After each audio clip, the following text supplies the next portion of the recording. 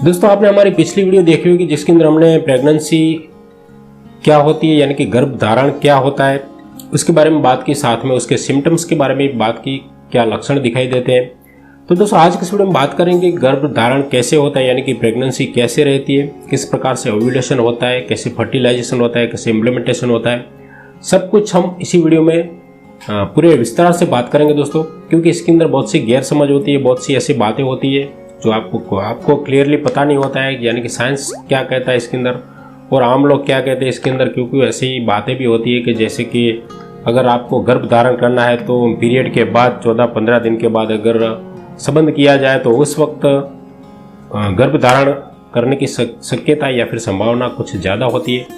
तो इसके अंदर हकीकत क्या होती है, किस प्रकार से उन दिनों में संबंध करना जरूरी होता है, सब कुछ आज की इस वीडियो में आपको क्लियरली बताऊंगा क्या होता है, किस प्रकार से ये पूरी प्रोसेस होती है। शरीर के अंदर किस प्रकार से शुक्राणु और जो अंड के अंदर जो अंडाशय जिसको कहते हैं, अंड जिसे ओव्यूलेशन कहते हैं, तो उस दोनों का मिलन किस प्रकार से होता है, कितने दिन होते हैं उसके पास, कितना समय होता है, अंडाशय से जो अंड बीज निकलता है वो गर्भ तक पहुंचने में फैलोपियन ट्यूब से कितना समय उसका लगता है। इस प्रकार की बहुत सी बातें होती है उसके अंदर जो आज की वीडियो में हम बात करेंगे दोस्तों। नमस्कार दोस्तों, मेरा नाम है हरीश पटेल, आप देख रहे हैं अंतरिंग चैनल। दोस्तों मैं आपको बता दूं, अगर इसके बारे में जानना चाहते हैं तो पूरी वीडियो आप एंड तक देखिए ताकि आपको ऐसी जो भी आपके मन में डाउट हो वो क्लियर हो जाए। इसलिए वीडियो को एंड तक देखिए। अगर आप सब कुछ जानते हैं इसके बारे में तो आप वीडियो को स्किप कर सकते हैं। तो चलिए शुरू करते हैं। तो दोस्तों मैं आपसे पूरे ग्राफ को दिखाकर मैं आपको बताऊंगा किस प्रकार से ये पूरी प्रोसेस होती है, कैसे ओव्यूलेशन होता है, किस प्रकार से ओव्यूलेशन के बाद क्या होता है, शुक्राणु जब योनि में प्रवेश करता है गर्भाशय के अंदर जाकर फैलोपियन ट्यूब के अंदर किस प्रकार से गति करता है, सब कुछ मैं ग्राफ के अंदर मैं आपको बताने जा रहा हूं ताकि आपको सही तरह से समझ में आए। तो सबसे पहले दोस्तों हम सब जानते हैं कि बच्चा रहने के लिए पुरुष व स्त्री का मिलन होता है। सेक्सुअली मिलन के बाद जब पुरुष का स्पर्म्स जिसके अंदर कोटि संख्या में शुक्राणु होते हैं जो योनि के जरिए स्त्री की गर्भाशय के अंदर प्रवेश करते हैं। दोस्तों शुक्राणु का जो लाइफ होता है 7 दिन तक वो जिंदा रहते हैं स्त्री के शरीर के अंदर, यानी कि गर्भ के अंदर गर्भाशय के अंदर 7 दिन तक वो जिंदा रहते हैं। चलो ये बात हुई शुक्राणु की। उसकी गति धीरे धीरे फैलोपियन ट्यूब की ओर जाती है। मैं आपको दिखा रहा हूँ, यहाँ सर आप देख सकते हैं कि ये फैलोपियन ट्यूब है जिसकी लंबाई 10 सेंटीमीटर तक होती है।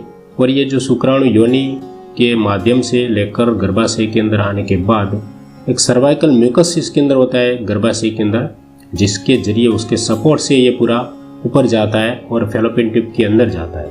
अब मैं आपको बताता हूँ कि जो फैलोपियन ट्यूब 10 सेंटीमीटर की होती है उसके एंड में जो होता है जिसके अंदर ओवेरी जिसको कहा जाता है, स्त्री के अंदर दोनों साइड ओवेरी होती है। इसी के अंदर एक अंडा बनता है और ये ओवेरी के अंदर हर एक 28 दिन में एक परिपक्व अंडा बनता है। जो साइकिल जो होता है पीरियोडिक साइकिल जिसको 28 दिन लगते हैं, जिसके अंदर बीच में यानी 14 से 15 दिन के आसपास एक परिपक्व अंडा यहाँ ओवेरी से एक अलग होकर ये फैलोपियन ट्यूब में आता है। तो ये दोस्तों कब ये अलग होता है इसका कोई फिक्स नहीं होता है, क्योंकि इस पूरी सिस्टम ये पूरी जो प्रक्रिया होती है इसके अंदर पूरा जो फीमेल हार्मोन्स होते हैं कई प्रकार के। दोस्तों मैं हार्मोन्स के बारे में डिटेल में बता नहीं सकता इस वीडियो में क्योंकि वीडियो लंबी हो जाएगी, लेकिन मैं आपको एक बात बता दूं कि जितने भी ये प्रक्रिया होती है इसके अंदर एक अहम रोल हार्मोन्स का होता है। स्त्री हार्मोन्स होते हैं एस्ट्रोजन, प्रोजेस्टेरोन, इसी प्रकार के जो हार्मोन्स होते हैं स्त्री हार्मोन जिसे फीमेल हार्मोन्स कहा जाता है, उसी का बढ़ना कम होना उसकी अलग अलग इफेक्ट होती है पूरी ये प्रक्रिया में। और यही एक प्रकार के काम करते हैं जो हार्मोन्स स्त्री के, उसी के अंदर उसका स्त्रव होता है बॉडी के अंदर, वही एक प्रकार का काम करते हैं। तो चलिए जानते हैं यहाँ पर जो ओवेरी के अंदर जो अंड जो होता है वो अलग होता है, उसी प्रक्रिया को एक प्रकार का ओव्यूलेशन कहा जाता है। तो बात करते हैं कि ओव्यूलेशन के दौरान क्या होता है, यानी कि जब ओव्यूलेशन होता है तब ये क्या होता है। तो जब एस्ट्रोजन जो मैंने बताया इस प्रकार से फीमेल हार्मोन्स जो एक उसका स्तर बढ़ जाता है शरीर के अंदर, जो फॉलिकल स्टिमुलेटिंग हार्मोन्स का स्तर अस्थायी रूप से घट जाता है जिसके अंदर और फिर दोबारा बढ़ जाता है। इसके बढ़ने के साथ पिट्यूटरी ग्लैंड जो हमारी शरीर के अंदर इंटरनल ग्लैंड जो होती है उनमें बनने वाले ल्यूटेनाइजिंग हार्मोन्स के स्तर को भी अत्यधिक तेजी आती है, उसके अंदर भी एक प्रकार का सेक्रेशन उसका भी बढ़ जाता है। और ये जो हार्मोन से ल्यूटेनाइजिंग काम होता है उसका ओव्यूलेशन की प्रक्रिया को उसको बढ़ा देता है। ओव्यूलेशन के दौरान सर्वाधिक परिपक्व अंडा अपनी थैली से बाहर निकलता है। मैंने बताया इस प्रकार से जो अंडा होता है वो अपनी थैली से बाहर निकल वो टूट जाता है और वही अंडा फैलोपियन ट्यूब के जरिए गर्भाशय में आता है। अब दोस्तों जो अंडा, परिपक्व अंडा जिसे हम कहते हैं, वो फैलोपियन ट्यूब से गर्भाशय तक पहुंचने के लिए उसको 12 से 24 घंटे का समय लगता है। और यही जो समय है 12 से 24 घंटे का, उसी के दरमियान फर्टिलाइजेशन होता है, जिसे हम कहते हैं जो एक शुक्राणु जो होता है गर्भाशय लेकर अगर ये फैलोपियन ट्यूब में अगर वो आ जाता है और वो जो अंडा होता है जो उसके अंदर फर्टिलाइज हो जाता है, यानी कि उसके अंदर प्रवेश कर जाता है, तो हम समझ सकते हैं कि ये बच्चा रह गया, यानी कि ये फर्टिलाइजेशन हो गया। यही एक समय होता है शुक्राणु के लिए पहुंचने के लिए। अगर ये समय के दरमियान, यानी कि पूरे महीने के में एक ही बार ये ओव्यूलेशन होता है और एक ही परिपक्व अंडा जो ओवेरी से अलग होने के बाद फैलोपियन ट्यूब में आता है, और उसके पास भी सिर्फ 12 से 24 घंटे का समय रहता है, क्योंकि 24 घंटे के बाद वो अंडा अगर गर्भाशय के अंदर आ जाता है तो वहाँ पर वो विसर्जित हो जाता है, यानी कि खत्म हो जाता है। उसके बाद में फर्टिलाइजेशन नहीं होता है, यानी कि शुक्राणु को अगर फैलोपियन ट्यूब तक नहीं पहुँचता है इसी समय के दरमियान, तो गर्भ रहने के चांस नहीं होते। इसी समय अगर यानी कि 7 दिन शुक्राणु के पास होते हैं तो उसी 7 दिन में वो जिंदा रहता है। अगर वो यहाँ से गति करते करते ये फैलोपियन ट्यूब में अगर आ जाता है और वही अंड जो होता है उसके अंदर प्रवेश कर जाता है तो बचा रहता है। अब दोस्तों बात करते हैं कि ओव्यूलेशन के बाद क्या होता है। दोस्तों गर्भाशय में अब जो खाली थैली यानी कि फॉलिकल्स टूटकर गिर जाती है और वे कॉपर्स ल्यूटेनिन बन जाती है।